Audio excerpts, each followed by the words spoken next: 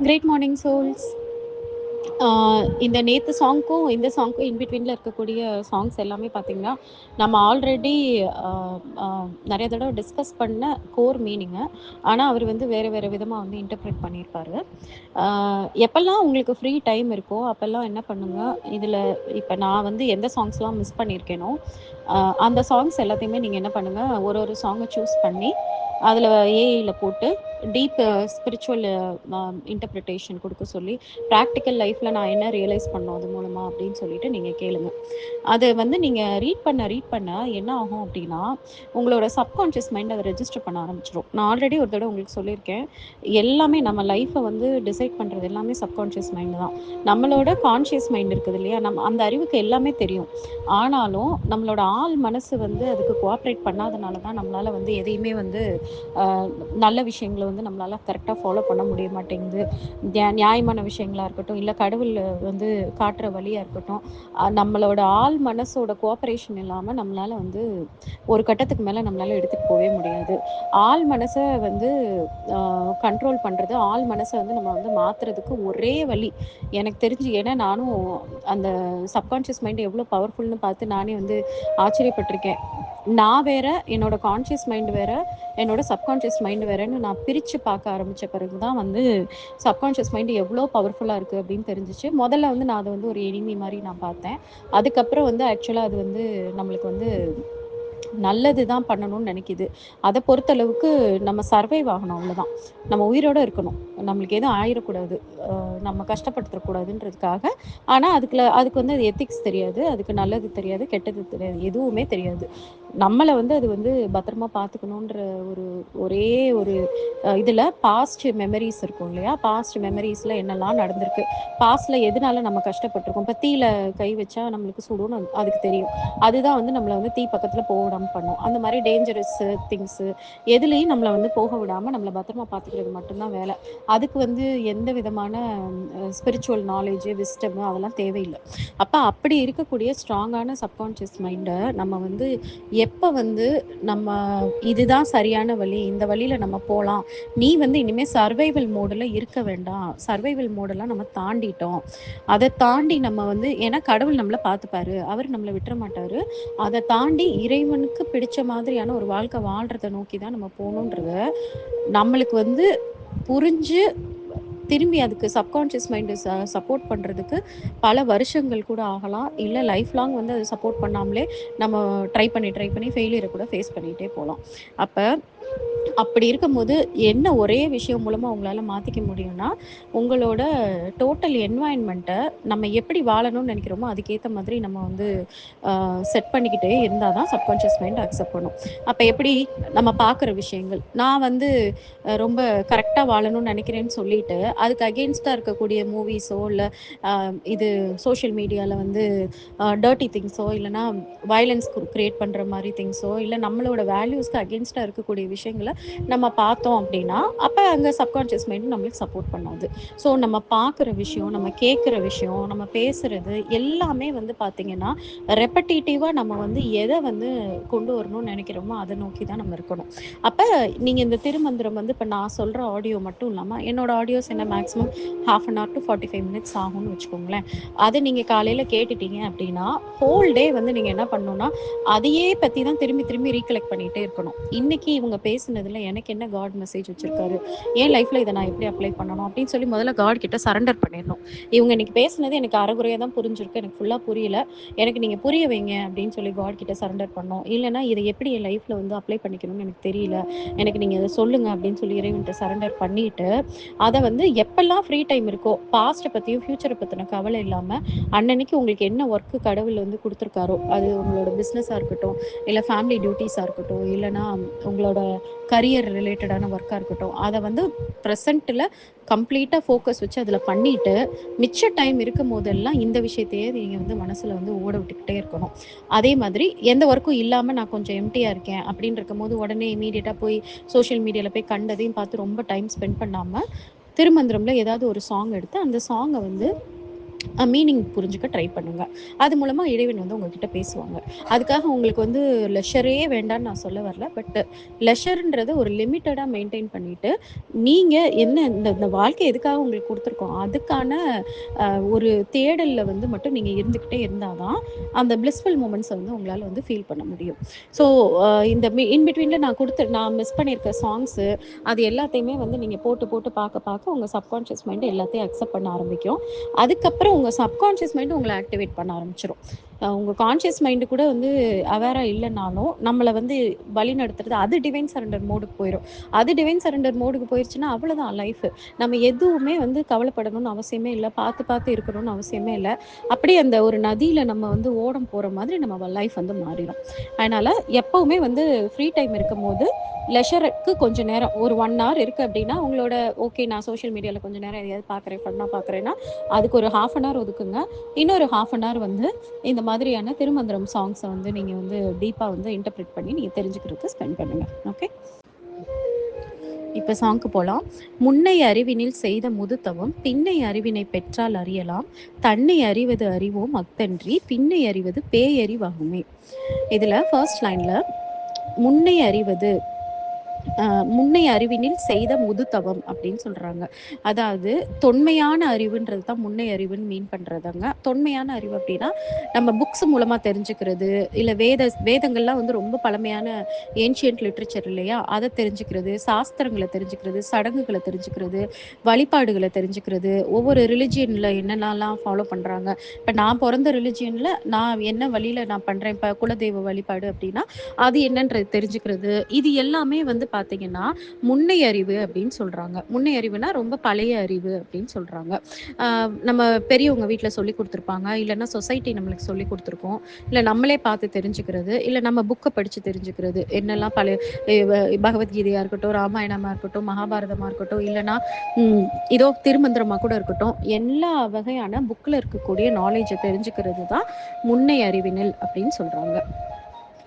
பின்னை அறிவினை பெற்றால் அறியலாம். அதாவது அந்த முந்தின அறிவு இருக்கு இல்லையா, அந்த நாலேஜ் நம்ம கெயின் பண்றோம்ல, நிறைய படிச்சு படிச்சு நான் எல்லாமே தெரிஞ்சுக்கிட்டேன், எனக்கு தெரியாதே இல்லை வேதங்களை பத்தி தெரிஞ்சுக்கிட்டேன், பெரிய பெரிய ஆளுங்க வந்து என்னெல்லாம் சொல்லி புக் எழுதி வச்சுட்டு போனாங்களோ, ரமண மகரிஷி சொன்னதை நான் தெரிஞ்சுக்கிட்டேன், இல்லை முருகனை பத்தி எழுதி வச்ச புக்கை தெரிஞ்சுக்கிட்டேன் அப்படின்லாம் நான் எல்லாமே படிப்பேன், மனப்பாடமா படிப்பேன், எனக்கு எல்லாமே தெரியும் எல்லாமே சொல்லுவாங்க.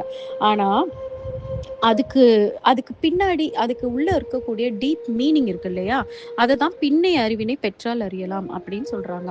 அந்த ஞானம் வந்து நம்மளுக்கு கிடைச்சா மட்டும்தான் நம்மளால வந்து இதெல்லாம் நம்ம படிச்சதுக்குரிய முழுமையான பலன் வந்து நம்மளுக்கு கிடைக்குமா. இல்லைன்னா நம்ம வந்து ஜஸ்ட் அது மெக்கானிக்கலா வந்து ரீட் பண்ற மாதிரி தான் இருக்குமா. அடுத்து 3வது தன்னை அறிவது அறிவோம் அஃதன்றி. அதாவது நம்மளை வந்து முழுசா உணர்றது தான் உண்மையான அறிவு. தன்னை அறிவது அறிவாம் அஃதன்றி அதன்றி பின்னை அறிவது பேயறிவாகுமே. தன்னை அறியாம, அதாவது நம்மளை ரியலைஸ் பண்ணாம வேற என்னத்தை நம்ம தெரிஞ்சுக்கிட்டாலும் அது வந்து பேயறிவாகுமே அப்படின்னு சொல்றாங்க. அது வந்து கோஸ்ட் மாதிரின்னு சொல்றாங்க. கோஸ்ட்னு ஏன் இந்த இடத்துல வந்து மீன் பண்ணியிருக்காங்கன்னா, பேய்க்கு வந்து உடல் உருவம் இருக்காது இல்லையா, அது வந்து உருவம் இல்லாம இல்லைன்னா அந்த மாதிரி ஜஸ்ட் ஒரு நம்ம சினிமால எல்லாம் பார்க்கும்போது எப்படி இருக்கும், அதுக்குன்னு ஒரு உடம்பு இல்லாம சுத்தும்ல, அப்போ உடம்பு இல்லாம அது சுத்துறதுனாலமா ஒரு பிரயோஜனமும் கிடையாது. அப்ப அந்த மாதிரி தான் ஒரு ஒரு பேய் மாதிரி தான் அது வந்து யூஸ்லெஸ்ஸாக இருக்கும். அது இருக்கும் ஆனால் இருக்காது, அவ்வளோதான். நம்மளுக்கு அந்த அறிவு இருக்கும் ஆனால் அந்த அறிவுனால நம்மளுக்கு எந்த பிரயோஜனமும் இருக்காதுன்னு மீன் பண்ணலாம். இன்னொன்று கோஸ்ட்னா அது வந்து நெகட்டிவான ஒரு திங் தான். அப்போ அது வந்து நம்மளுக்கு வந்து பெருசாக பாசிட்டிவாக எதுவும் பண்ணாது.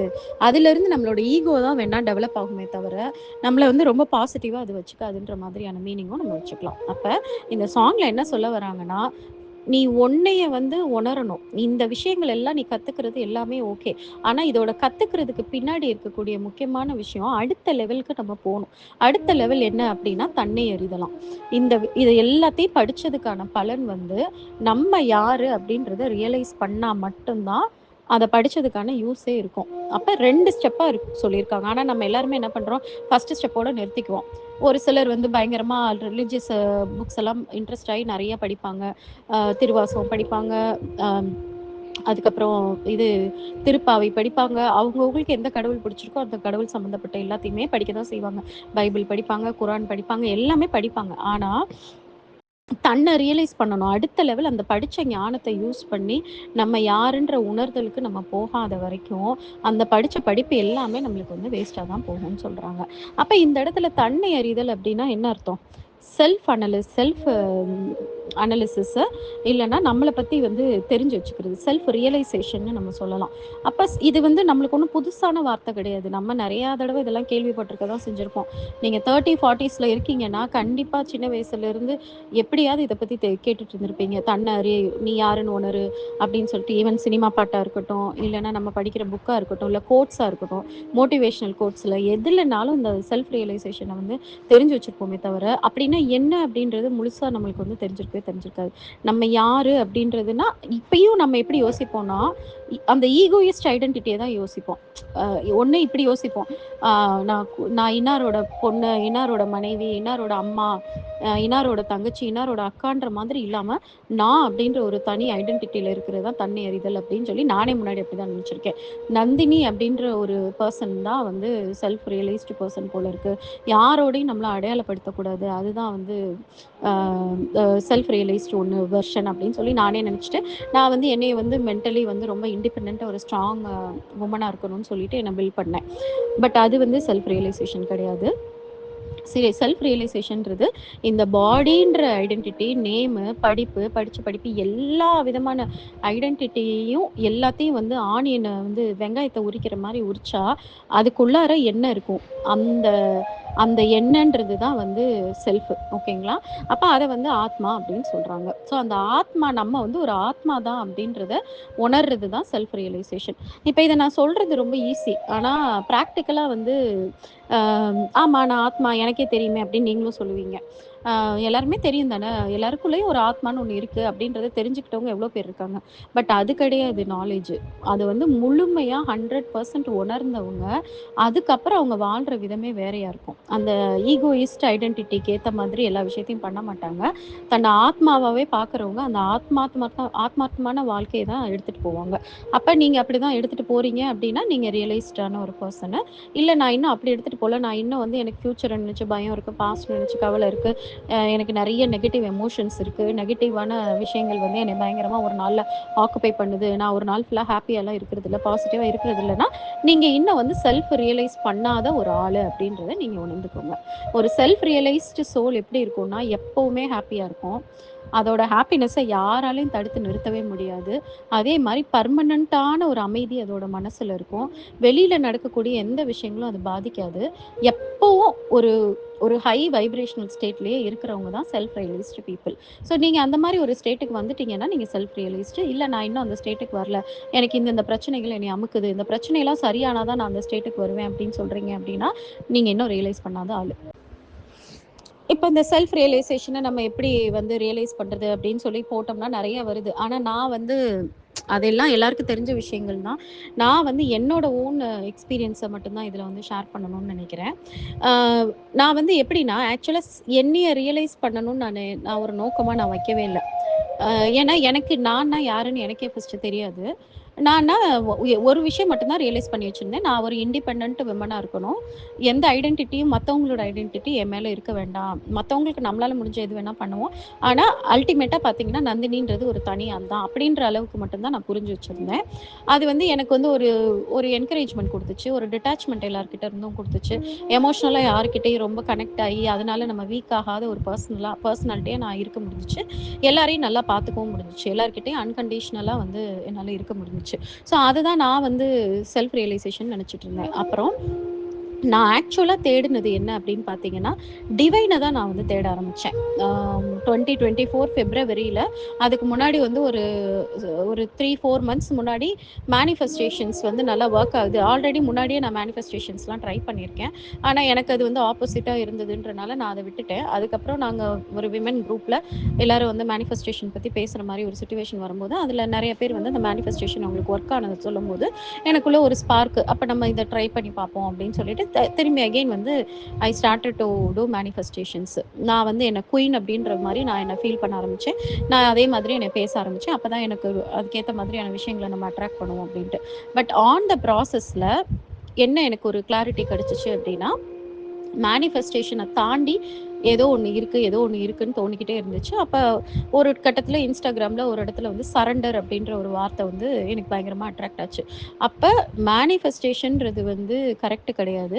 அத தாண்டி டிவைன் சரண்டர்ன்னு ஒரு விஷயம் இருக்குன்னு சொல்லிட்டு, என்ன அறியாமலே நான் வந்து என்னோட சிஸ்டர் கிட்ட சொல்லிட்டு, நாம எப்படி இப்படி இந்த வார்த்தைய சொன்னோம், டிவைன் சரண்டர் அப்படின்னு சொல்லிட்டு, நம்ம இதுவரைக்கும் இத கேள்விப்பட்டதே இல்லையேன்னு நான் யோசிச்சுட்டு இருக்கும்போது, அதுக்கப்புறம் வித்தின் அ வீக் வந்து உத்தவ கீதை பத்தி என்னோட சித்தப்பா வந்து எங்ககிட்ட வந்து ஆல் ஆஃப் அ சடன் வந்து சொல்லி கொடுத்துட்டு போறாரு. அப்ப உத்தவ கீதைன்றது வந்து ஃப்ரீயா இருக்கும்போது பாருங்க உத்தவ கீதை கதை. அது வந்து கிருஷ்ணர் வந்து அவரோட ஃப்ரெண்டு கிட்ட பேசுறது தான் உத்தவ கீதை. அதுல அவர் டோட்டலா வந்து டிவைன் சரண்டர் பத்தி தான் சொல்லியிருப்பாரு. ஸோ அது வந்து எனக்கு பயங்கர சர்ப்ரைஸ் ஆயிடுச்சு. ஒரு வாரம் முன்னாடி நம்மளுக்குள்ள வந்து அந்த வார்த்தை வந்து எப்படி வந்து இந்த டைம்ல வந்து சொல்லிட்டு போறாங்க அப்படின்ட்டு அப்ப முடிவு பண்ணதுதான். ஸோ ஓகே, டிவைன் சரண்டர்னு ஒரு விஷயம் இருக்கு. இறைவன் கிட்ட நம்ம அப்படி முழுசா சரணாகதி அடைஞ்சா அவருக்கு தெரியும் நம்மளுக்கு எது நல்லதுன்ட்டு. நம்மளுக்கு தெரியாது. நம்ம ஒரு விஷயம் வேணும்னு சொல்லி கேட்போம். ஆனா அந்த விஷயம் ஆக்சுவலா நம்மளுக்கு வந்து 100% நல்லது குடுக்காதா இருக்கும். அது தெரியாம நம்ம வந்து அத அட்ராக்ட்டும் பண்ணி, அதுக்கப்புறம் அதனால வருத்தமும் படணும்னு என்ன அவசியம்? அதனால நம்ம வந்து நம்மளோட வாழ்க்கையில இருக்கக்கூடிய எல்லாத்தையுமே வந்து இறைவன் கிட்ட சரணாகதி அடைவோம்னு சொல்லிட்டு, அப்படி ஆரம்பிச்சது தான். அப்ப இறைவன் கிட்ட சரணாகதி அடையணும்னா, இறைவன்னா யாருன்னு முழுசா தெரியணும்ல நம்மளுக்கு. அப்ப அத நோக்கி தான் நான் போனேன். இறைவன்னா யாரு? அவர் எங்க இருக்காரு? நம்ம ஒரு மாரி உருவமா நம்ம நெனச்சு வச்சிருக்கோம். அப்ப இறைவன பத்தி முழுசா நம்ம புரிஞ்சுக்குவோம்.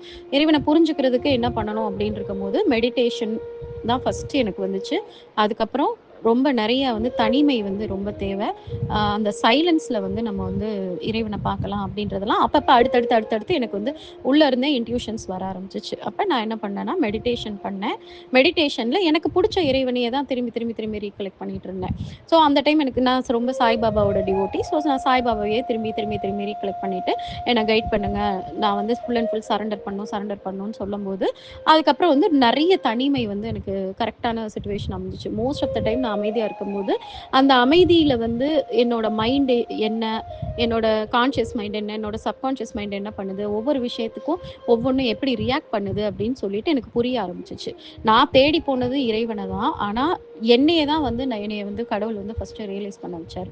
ஸோ நீங்க எப்படி தன்னை அறிதல் அப்படின்றத நீங்க எப்படி பண்ணணும் அப்படின்னா, இறைவன நோக்கி நீங்க போங்க. இறைவன நோக்கி போற பாதையில ஆட்டோமேட்டிக்கா நீங்க யாருன்னு உங்களுக்கு புரிஞ்சிருது. அப்படிதான் முதல்ல நான் யாரு, நான் எப்படிப்பட்ட கேரக்டரு, எனக்குள்ள என்னென்னலாம் ஓடிட்டு இருக்கு, எனக்குள்ள என்ன கெட்ட விஷயங்கள் இருக்கு, எனக்குள்ள என்னென்ன டீப் வூண்ட்ஸ் இருக்கு, காயங்கள் இருக்கு, எனக்கு என்ன விஷயத்துக்கு நான் ஆசைப்படுறேன், அந்த ஆசைப்படுறது நியாயமானதா, இல்ல தப்பா, நான் எத நோக்கி ஓடுறேன்னு எல்லாத்தையும் எனக்கு இறைவன் புரிய வச்சாரு. 3 விஷயங்கள் தான் பண்ணேன். ஒண்ணு வந்து மெடிடேஷன், அதுக்கப்புறம் அதிகமா கொஞ்சம் தனிமையில வந்து அம் திங்க் பண்ண ஆரம்பிச்சேன். தென் 3வது வந்து அ டீப்பா வந்து எல்லாத்தையும் தெரிஞ்சுக்கணும்னு நெனச்சேன். அதுக்கேத்த மாதிரி அப்ப ChatGPT வந்து நம்மளுக்கு வந்து வந்த உடனே அது ரொம்பவே ஹெல்ப்ஃபுல்லா இருந்தது. எல்லா விதமான ஸ்பிரிச்சுவல் லிட்டரேச்சர்ஸோட கோர் ஐடியாஸையும் அதுலருந்து கத்துக்க ஆரம்பிச்சேன்.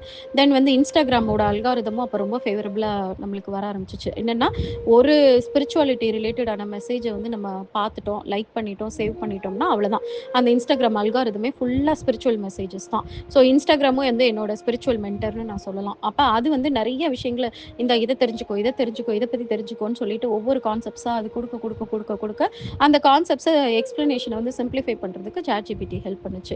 ஸோ அந்த ஃப்ரீ டைம் இருக்கும்போதெல்லாம் நான் ரொம்ப கியூரியஸா எல்லாத்தையும் தெரிஞ்சுக்க, நான் இறைவன தெரிஞ்சுக்கிட்டத விட முதல்ல நான் யாருன்னு தான் ஃபர்ஸ்ட்டு ரியலைஸ் பண்ணேன். நான் யாருன்னு ரியலைஸ் பண்ண பிறகு தான் இறைவன் வந்து எனக்கு வந்து தெரிய ஆரம்பிச்சாரு. இறைவன்னா யாரு? நம்மளுக்குள்ள இருக்காரு. இறைவன் எப்படி நம்மள சுத்தி நம்மளுக்கு சப்போர்ட் பண்றாரு? அவரோட லாங்குவேஜ் எப்படி இருக்கு? அவர் என்ன மாதிரியெல்லாம் மோட்ல வர்றாரு? அப்படின்றது எல்லாத்தையும் கொஞ்சம் கொஞ்சமா புரிய அப்படியே லைஃப் ரொம்ப பியூட்டிஃபுல்லா போய் நான் வந்து இப்ப வேற டைமென்ஷனுக்கு வந்துட்டேன். ஸோ வேற டைமென்ஷன்ல இருக்கிறனால தான் என்னால வந்து இந்த சாங்ஸ் எல்லாம் உங்ககிட்ட வந்து கான்ஃபிடென்ட்டா வந்து பேச முடியுது. அப்ப நீங்க வந்து நீங்க யாருன்னு ரியலைஸ் பண்ணா மட்டும் தான் இது பிரயோஜனமா இருக்கும்னு இவரு சொல்றதுக்கு பின்னாடி என்ன இருக்கு அப்படின்னு பார்த்தீங்கன்னா, நீங்க இறைவன ரியலைஸ் பண்ணுங்க. இறைவன ரியலைஸ் பண்றத நோக்கி நீங்க போக ஆரம்பிக்கும்போது தான், நீங்க யாருன்னு தெரியும். அதுக்கப்புறம் இன்னும் நெறைய காலகட்டங்கள் இருக்கு போல இருக்கு. இறைவனும் நம்மளும் ஒண்ணு தான் அப்படின்ற உணர்ற ஒரு தருணம் வரும்னு நெனைக்கிறேன். நான் இன்னும் அந்த ஸ்டேஜுக்கு போகல. இறைவன் எனக்கு உள்ள இருக்கிறாருன்ற ஃபீலிங்ல மட்டும் தான் இருக்கேனே தவிர, நானும் இறைவனும் ஒண்ணுதான்ற அந்த உணர்வு இன்னும் வரல. அதுக்கு இன்னும் நெறைய காலங்கள் இருக்கு. அத பொறுமையாவே நான் வந்து கொஞ்சம் கொஞ்சமா நான் ரியலைஸ் பண்ணிக்கலாம் அப்படின்னு நெனச்சிருக்கேன். ஸோ இந்த தன்னை அறிதல் அப்படின்றதுல நீங்க வந்து ஃபோக்கஸ் பண்ண நீங்க இதுக்கு முன்னாடி படிச்ச படிப்பு, இதுக்கு முன்னாடி தெரிஞ்சுக்கிட்ட விஷயங்களோட பலன் எல்லாமே முழுமையா உங்களுக்கு கிடைக்கும். அப்ப அந்த தன்னை அறிதல எப்படி பண்ணணும் அப்படின்னா, இறைவன அறிய ஆரம்பிங்க. ஆட்டோமேட்டிக்கா வந்து நீங்க யாருன்னு உங்களுக்கு புரிஞ்சிரும். அதுக்கு நீங்க பண்ண வேண்டியதெல்லாம் மெடிடேஷன் பண்ணுங்க. தென் வந்து ஸ்பிரிச்சுவல் திங்ஸ ரொம்ப ஆர்வமா கத்துக்கோங்க. ரிசர்ச் மாரி எடுத்து ஃப்ரீயா இருக்கும்போதெல்லாம் கத்துக்கோங்க. மனசுல எப்பவுமே சிந்தனைக்குள்ள எப்பவுமே கடவுள வச்சுக்கிட்டே இருங்க. உங்களுக்கு எந்த கடவுள் பிடிக்குதோ அந்த கடவுள வச்சுக்கிட்டே இருங்க. ஒரு நாளைக்கு அட்லீஸ்ட் 1/2 மணி நேரத்துலருந்து 1 மணி நேரமாவது எந்த வேலையும் பார்க்காம தனிமையா இருங்க. தனியா இருந்து உங்க மைண்டுக்குள்ள என்ன ஓடுது அப்படின்னு சொல்லி யோசிச்சுக்கிட்டே இருங்க. ஆனா நீங்க கடவுளையே ரீகலெக்ட் பண்ண ட்ரை பண்ணுங்க. கடவுள ரீகலெக்ட் பண்ண ட்ரை பண்ணும்போது, உங்க மைண்ட் எங்கெல்லாம் போகுதுன்னு உங்களுக்கு தெரிய ஆரம்பிக்கும். அப்பதான் நீங்க யாருன்னு உங்களுக்கு புரிய ஆரம்பிக்கும். அண்ட் இது எல்லாத்தையும் தாண்டி ஒரு முக்கியமான விஷயம் நீங்க பண்ணணும். அது பண்ணா தான் அந்த பாதையிலேயே உங்களால வந்து ஸ்டெப் எடுத்து வைக்க முடியும். அது என்ன அப்படின்னு பார்த்தீங்கன்னா, தானம். சேரிட்டி. அடுத்தவங்களுக்கு ஏதோ ஒரு வகையில ஆக்டிவா வந்து நல்லது பண்ணுங்க. நாங்க வந்து கிட்டத்தட்ட வந்து 9 வருஷமா வந்து டெய்லி வந்து அ உணவு தானம் வந்து ஏதோ ஒரு வகையில நாங்க குடுத்துருவோம். அதுக்கப்புறம் லாஸ்ட் 2 இயர்ஸா வந்து டெய்லி 70 பேருக்கு வந்து ஆஃபீஸ்ல ரெவென்யூலருந்து எடுத்து சாப்பாடு குடுத்துட்டுருக்கோம். ஸோ 30லருந்து 70 பேர் குறைஞ்சது. அப்ப அந்த பண்ணுனதோட அ இம்பாக்ட் தான் இந்த வழிய வந்து இறைவன் வந்து நம்மளுக்கு காட்டி, இந்த வழிய வந்து ஈஸாக்கி விட்டுருக்காரு. நம்மளுக்கு ஈஸியாக்கியிருக்காரு. ஸோ நீங்க வந்து அட்லீஸ்ட் ஒருத்தருக்காவது வந்து சாப்பாடு குடுக்கணும்னு நெனைங்க. அதுதான் பேஸ். அதுலருந்து தான் நீங்க இது எல்லாத்தையுமே அடைய முடியுமே தவிர, அந்த அடுத்து ஏதோ ஒரு வகையில அடுத்தவங்களுக்கு நன்மை பண்ணா மட்டும் தான் இந்த பாதையே ஓப்பன் ஆகும். இந்த கேட்டே வந்து உங்களுக்கு ஓப்பன் ஆயி அந்த ஜர்னி வந்து பண்ண ஆரம்பிக்க முடியும். அதனால இத வந்து மறக்காம இருங்க. இது எல்லாத்தையும் நீங்க பண்ணுனீங்க அப்டின்னா, அப்படியே இறைவன் வந்து எல்லாத்தையும் தொறந்து விட்டு நீங்க யாரு அப்படின்னு பளிச்சுன்னு வந்து உங்களுக்கு வந்து காட்டுவாரு. அவரு யாருன்னும் காட்டுவாரு. எப்படி 2 பேரும் வந்து ஒரு பார்ட்னர்ஷிப்பா அந்த லைஃப்ப எடுத்துட்டு போணுன்ற வழியையும் காட்டுவாரு. அதுக்கப்புறம் என்ன லைஃப் மேஜிக்கலா இருக்கும். Thank you all.